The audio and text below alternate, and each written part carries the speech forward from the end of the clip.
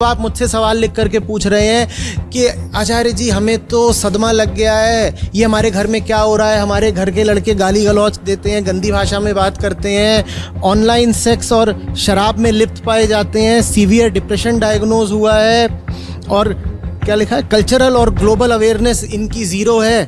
अब तुमको ये बात समझ में आ रही है?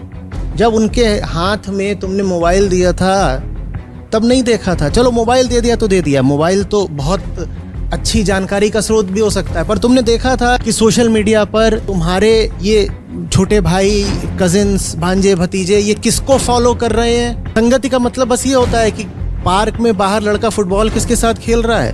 देश का जो सबसे बड़ा लफंगा हो, अगर वो देश का सबसे बड़ा टीनेज सेलिब्रिटी भी बन गया हो, तो माँ बाप को समझ जाना चाहिए कि अब बहुत जबरदस्त खतरा है।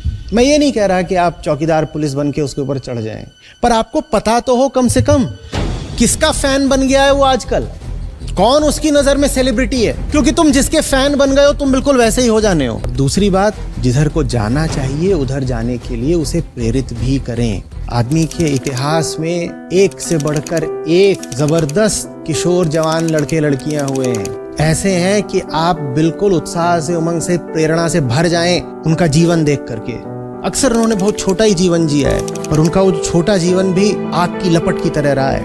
उनके संपर्क में आ करके आपके घर का बच्चा भी प्रकाशित हो जाएगा। आप अपने बच्चे को जो आदर्श दे देंगे वो वैसा ही हो जाएगा, नहीं तो फिर पछताए होत क्या जब चिड़िया चुग गई खेत।